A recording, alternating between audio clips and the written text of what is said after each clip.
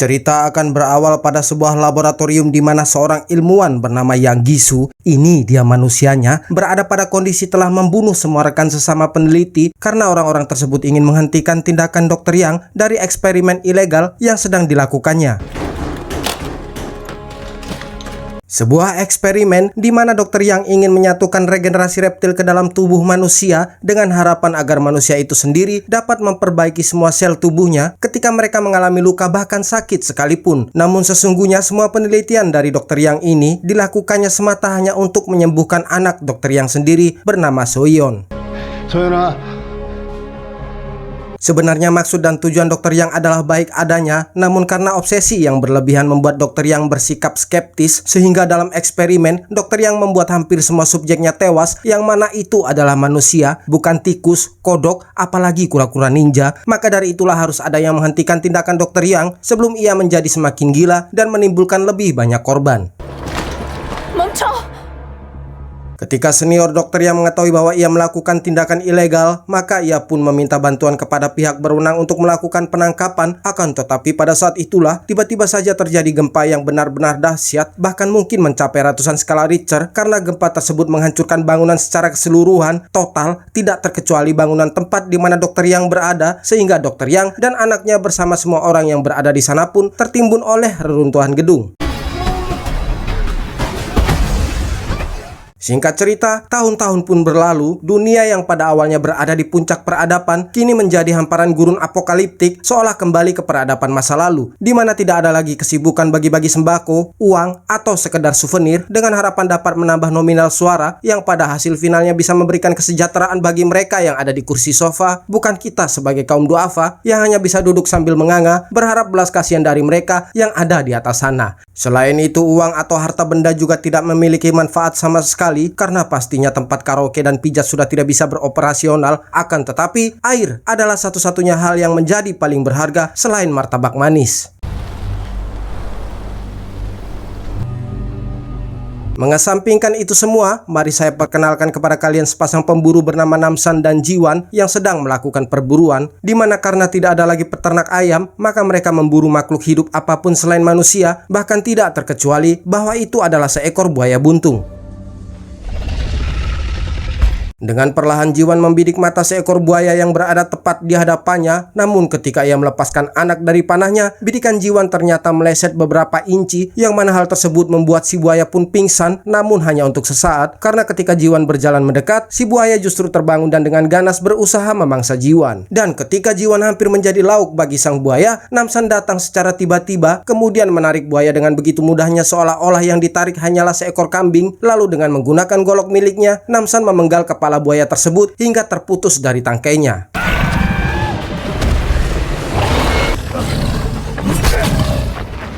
다 챙겨가자.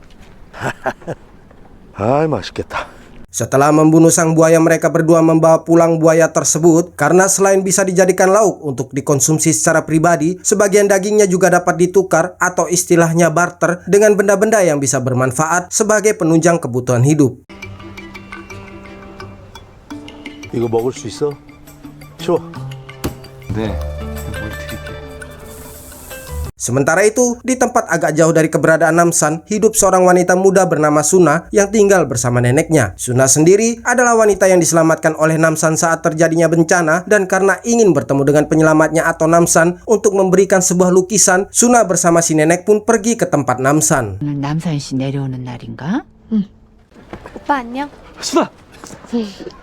어디 보자.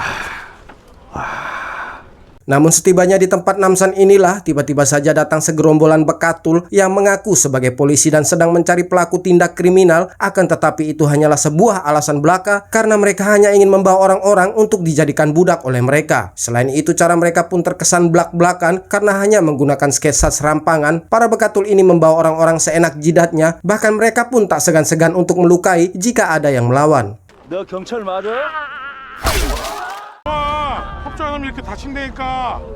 Ketika pemimpin gerombolan Bekatul melihat Suna, kita sebut saja dia Solikin, ia menjadi begitu bersemangat sehingga berniat untuk membawa Suna bersamanya. Akan tetapi karena Suna tidak mau mengikuti kemauan si lengkuas mentah, ditambah lagi Suna juga mengatainya, tak ayal Solikin yang pada dasarnya adalah seorang berandal pun bertindak brutal dengan menjambak rambut Suna. Bahkan Solikin juga tak segan-segan melakukan kekerasan terhadap sang nenek. 없어져서 보이지가 않거든. 냄새 나니까 소리가. Pada saat itulah tanpa pikir panjang Jiwan melakukan hook pada wajah Solikin dengan tujuan untuk membantu Suna dan neneknya. Namun beberapa saat kemudian Jiwan justru menjadi tidak berdaya ketika anak buah Solikin menyerang secara bersamaan.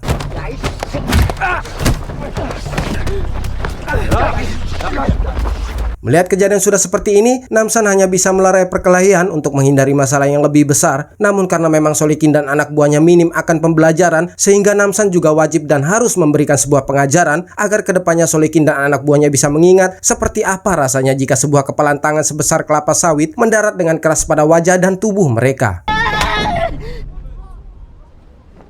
봤다고.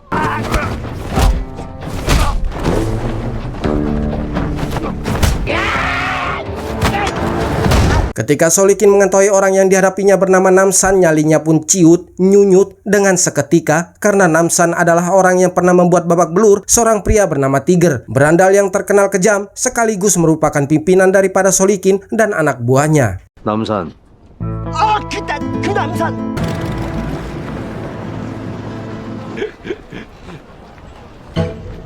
우산. Dalam pertarungan itu Namsan mendapatkan informasi dari Solikin seputar air bersih yang melimpah di sebuah tempat bernama apartemen, dan ketika ia membahas tempat tersebut bersama Jiwan, tiba-tiba saja mereka mendapati Suna dan neneknya dikelilingi oleh orang-orang asing. 분들 아니셔. Merasa khawatir, Namsan dan Jiwan mendatangi Suna, dan karena tidak ingin terjadi kesalahpahaman, koordinator dari gerombolan tersebut, kita sebut saja dia guru, mengatakan bahwa maksud kedatangan mereka adalah untuk memberikan program pendidikan kepada para remaja seperti Suna, untuk diberikan pendidikan serta tempat tinggal yang layak, lengkap dengan semua fasilitas termasuk air bersih dan makanan gratis secara lengkap, 4 sehat 5 sempurna di sebuah tempat yang disebut sebagai apartemen, tempat yang baru saja dibahas oleh Namsan dan Jiwan. Selain itu, tempat tersebut bisa dibilang sangat-sangatlah aman karena dijaga oleh para veteran yang selalu siaga setiap saat 24 jam penuh, sehingga Namsan tidak perlu mengkhawatirkan masalah keamanan pada nantinya karena tempat tersebut bukanlah tempat yang bisa diusik oleh berandal manapun. 저희는 군인 출신의 무장된 경비 인력들이 Sebenarnya Suna ingin mengikut sertakan Namsan dan juga Jiwan, namun karena hanya keluarga dengan hubungan darah saja yang bisa ikut serta, maka dengan demikian Suna hanya diperbolehkan untuk berangkat bersama neneknya.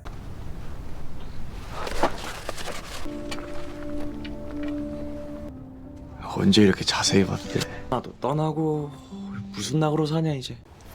대체 사랑이 이루어질 수가 없네. 이루어질 수가 없어.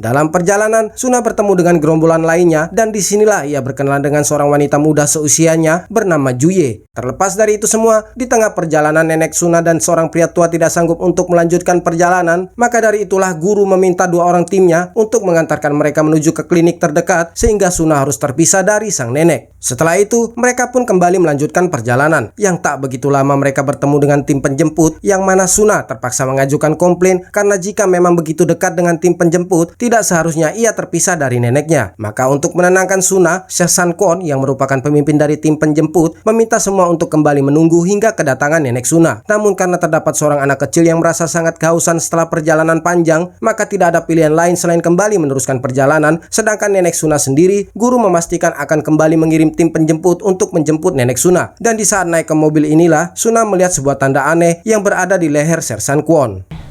차를 다시 여기로 보내겠습니다. 승인원 체크해.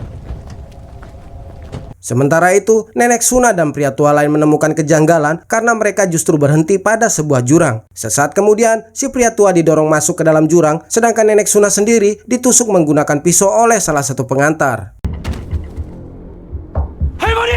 Di saat bersamaan Jiwan beserta Namsan yang sedang berburu kebetulan melewati tempat tersebut, dan setelah cukup terkejut dengan kejadian yang dilihatnya, dengan bergegas Namsan menyerang dan membunuh kedua penjaga. Sayangnya perjuangan tidak berakhir sampai di situ saja, karena kedua penjaga yang seharusnya tewas kembali bangkit, sehingga Namsan dan Jiwan harus bertarung dengan sengit karena kedua penjaga sangat sulit untuk dibunuh. Beruntungnya di tengah-tengah pertarungan tiba-tiba saja muncul seorang wanita misterius yang menolong mereka berdua. Selain itu, ia juga menunjukkan cara membunuh kedua penjaga, yaitu dengan memenggal kepala mereka.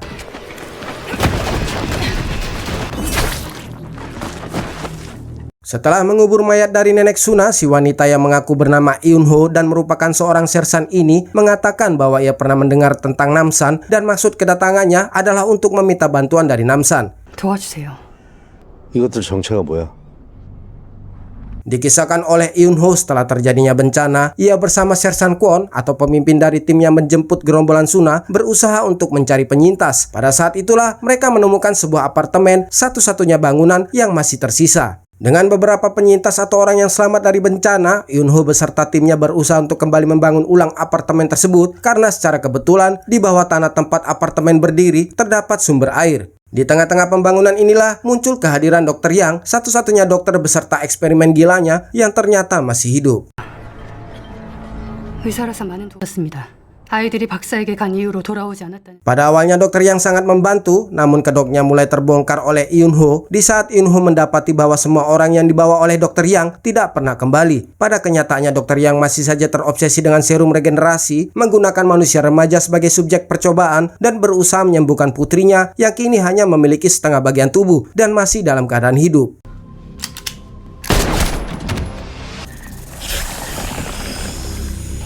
Sayangnya ketika Eun-ho mengetahui fakta, semuanya telah terlambat karena dokter Yang telah memberikan Sersan Kwon dan beberapa bawahan lainnya dengan serum regenerasi. Sekalipun demikian, serum tersebut hanya bersifat semi permanen atau sementara sehingga masih menggantungkan keberadaan dokter Yang. Dengan demikian, mereka yang mendapatkan serum akan selalu tunduk pada perintah dokter Yang, tidak terkecuali Sersan Kwon dan beberapa anak buah Eun-ho lainnya.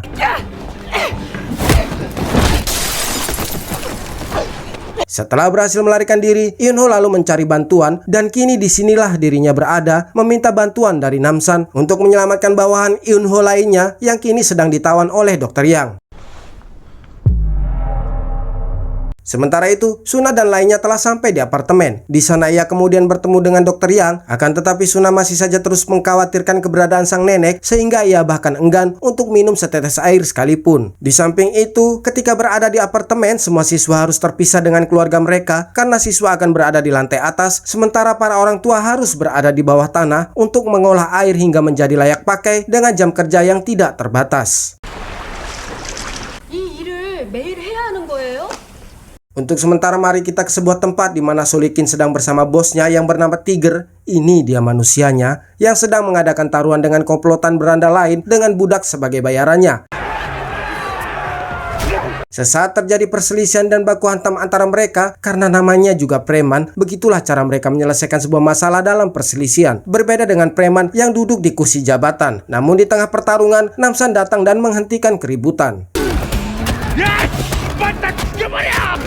야, 그만! Tiger yang dulunya pernah dibuat pensiun dari dunia pertinjuan oleh Namsan pun merasa geram sehingga ia pun menginginkan untuk balas dendam. Ditambah lagi ia kini memiliki banyak anak buah. Selain itu ia juga meminta saingan gengnya untuk membantu membunuh Namsan dengan budak sebagai bayarannya. Maka untuk kali keduanya lagi-lagi kembali terjadi pertarungan. Hanya saja karena Namsan yang menjadi pihak lawan, manusia dengan kepalan tangan sebesar kelapa sawit sekali gelepok 2-3 pulau terlewati. Maka tidak membutuhkan waktu lama, Namsan berhasil membuat roboh lusinan bekatul dan sebagian lainnya kabur melarikan diri. 자고 있어. Setelah merobohkan Tiger dan anak buahnya secara keseluruhan, Namsan mulai menginterogasi mereka satu persatu untuk menanyakan keberadaan apartemen, tempat mereka biasa menukar tawanan dengan air minum. Namun karena Tiger meminta mereka untuk tutup mulut, maka Namsan harus menggunakan kepalan tangannya untuk mencari jawaban, hingga pada akhirnya yang tersisa hanyalah Tiger. Namun karena tidak ingin ruas rahangnya kembali mengalami dol akibat pukulan Namsan untuk kesekian kalinya, maka Tiger pun bersedia bekerja sama. 납품 날짜 되면 들어갈 수 있어. 나쁜 날짜? 그래서 사람을 갖다 팔아? 뭐야? 잠깐 나봐요.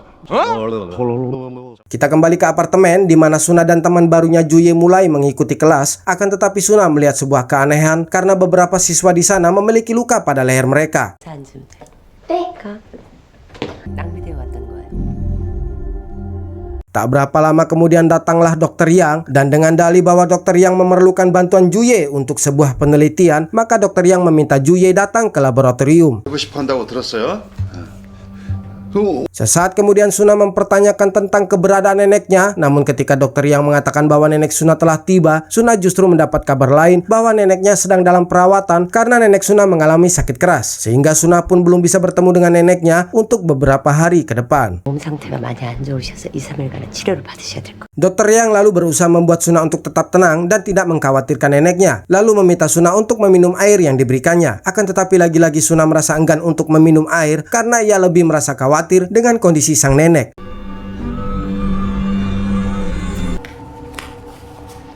안녕하세요. Entah kemana Dr. Yang membawa Juye pergi karena di laboratoriumnya hanya terlihat Dr. Yang menyuntikkan serum regenerasi kepada Sersan Kwon. Setelahnya Sersan Kwon menyatakan kekhawatiran terhadap kedua anak buahnya yang sebenarnya telah dibunuh oleh Namsan karena jika mereka tidak kembali mendapatkan dosis serum pada waktunya maka akan terdapat efek samping yang sangat membahayakan. Maka dari itulah Sersan Kwon meminta Dr. Yang membagikan serum untuk kondisi darurat, namun karena terlalu riskan, selain itu persediaan serum juga semakin menipis, Dr. Yang menolak permintaan tersebut. Dr. Yang juga meminta agar Sersan Kwon bisa lebih bersabar karena penelitiannya sudah mencapai tahap akhir dan bisa menghasilkan serum secara permanen hingga waktunya tiba. 조금만 참으세요. Di malam harinya ketika semua murid sudah tertidur, Suna perlahan menyelinap keluar melalui jendela kamar hanya untuk memastikan keberadaan sang nenek yang katanya sedang menjalani pengobatan akibat sakit keras. Sementara itu di bawah tanah tempat di mana para orang tua melakukan pekerjaan mereka, kedua orang tua Juye memaksa Dr. Yang untuk mempertemukan mereka dengan Juye. Dan oleh karena Dr. Yang juga tidak bisa melakukan tindakan karena banyaknya saksi mata, maka Dr. Yang hanya bisa membawa kedua orang tua Juye untuk menemui Juye. Kita kembali kepada Suna yang telah sampai di laboratorium tempat Dr. Yang melakukan penelitian. Di sini ia menemukan semua fakta melalui sebuah buku catatan milik Dr. Yang. Bahwasanya Dr. Yang telah melakukan eksperimen yang menewaskan hampir semua objek penelitiannya dan kebanyakan orang yang menjadi objek penelitian Dr. Yang adalah mereka yang berada pada usia remaja.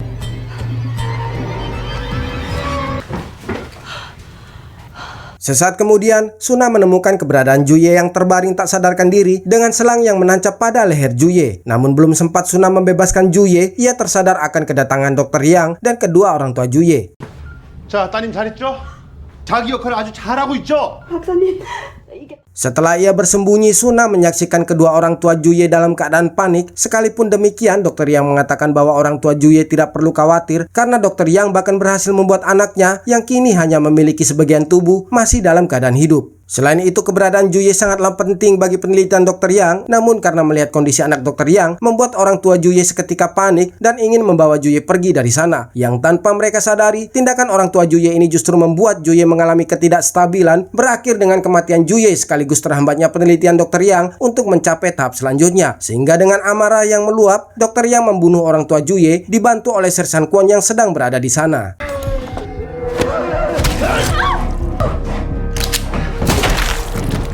Suna yang melihat semua kejadian tersebut hanya berusaha untuk diam. Sayangnya secara tak sengaja Dr. Yang menemukan keberadaannya, maka secara spontan Dr. Yang pun memiliki rencana untuk memanfaatkan Suna menggantikan posisi Juye sebagai objek penelitian.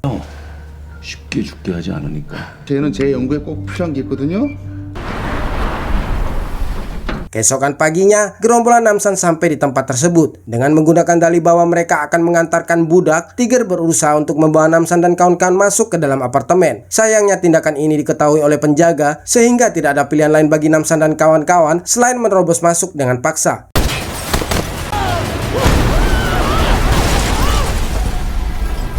Setelah melawan beberapa penjaga di sana, tujuan awal Namsan dan kawan-kawan adalah untuk membebaskan anak buah Eun-ho terlebih dahulu agar mereka mendapatkan bantuan tambahan. Sayangnya tanpa mereka ketahui, semua anak buah Eun-ho juga tidak luput dari eksperimen Dr. Yang. Hanya saja eksperimen yang dilakukan terhadap anak buah Eun-ho menjadikan mereka kehilangan kesadaran dan membuat anak buah Eun-ho menjadi lebih mirip monster yang haus akan darah. 괜찮아?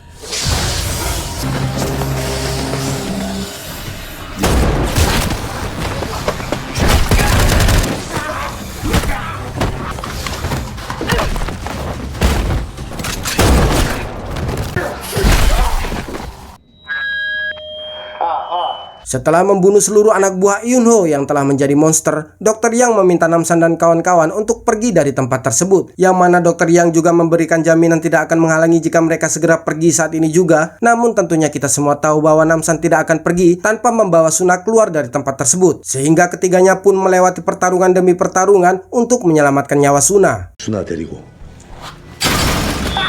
절대 제 방으로 올라오게 하면 안 됩니다. 야 빨리 올라가서 순아 찾아 여기 내가 할게 아 어딨어 아이씨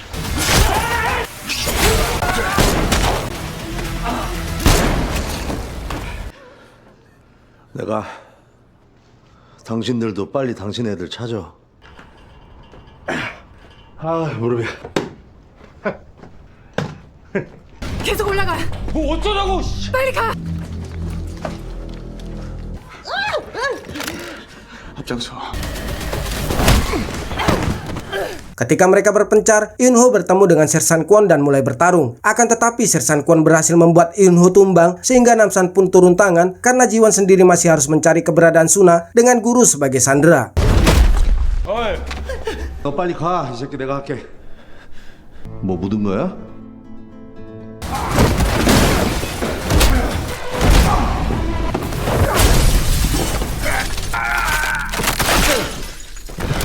Singkat cerita, Namsan berhasil membunuh Sersan Kwon dengan memenggal kepalanya, sedangkan di laboratorium Dr. Yang mulai menyuntikkan serum dari hasil mengekstrak tubuh Suna. Akan tetapi semuanya di luar dugaan Dr. Yang, karena seharusnya sebelum mengekstrak tubuh seseorang, orang tersebut harus meminum air yang diberikan oleh Dr. Yang untuk memodifikasi komposisi tubuhnya. Namun karena dari kedatangannya hingga sekarang Suna sama sekali tidak meminum air yang diberikan oleh Dr. Yang, maka Dr. Yang tidak mendapatkan apa-apa. Sebaliknya, serum yang dihasilkan dari tubuh Suna justru akan berdampak sangat tidak baik bagi tubuh Dr. Yang.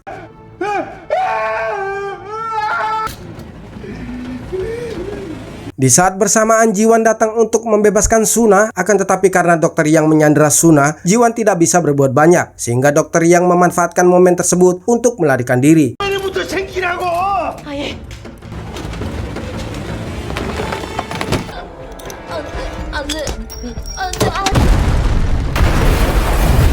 Setelah berusaha meledakkan Jiwon bersama Suna, juga guru yang masih berada di sana, Dr. Yang berhasil melarikan diri dengan membawa putrinya. Akan tetapi belum sempat dirinya keluar dari komplek apartemen, Dr. Yang justru dihadang oleh para orang tua yang telah menemukan anak mereka, yang mana mereka kemudian menghancurkan semua serum milik Dr. Yang.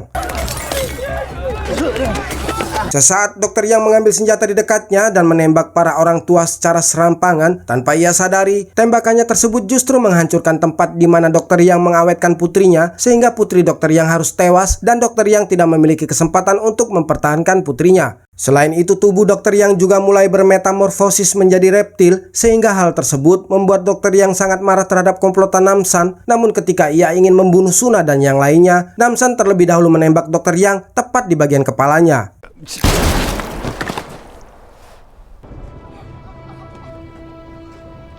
Setelah melewati semua kejadian, Yunho berencana untuk memulai semuanya dari awal pada apartemen tersebut. Sedangkan Namsan dan Jiwon kembali menjadi seorang pemburu, dibantu oleh Suna yang kini hanya bisa berada di bawah perlindungan Namsan karena ia tidak memiliki siapa-siapa lagi. 대엄마 일로 오세요. 야 무슨 새엄마를 어디 가야 돼? 아니 나 이러려고 살아남은 게 아니야 Pesan singkat yang bisa kita ambil dari film ini adalah apapun bisa saja terjadi di masa depan, termasuk dengan hal paling buruk sekalipun. Maka dari itu jangan pernah menunda untuk berbuat baik, karena bahkan seseorang yang sedang menikmati kopi di warung kopi pada saat ini dapat mengalami naas beberapa detik kemudian ketika sebuah Lamborghini mewah menerjang dan membuat si pria harus meninggalkan hutang dan kopinya. Ingat, kematian tidak memandang usia. Saya Ten beserta seluruh penikmat kopi mengaturkan pamit, mohon diri dan sampai jumpa di video selanjutnya. Kecoa Bunting, Operasi Caesar.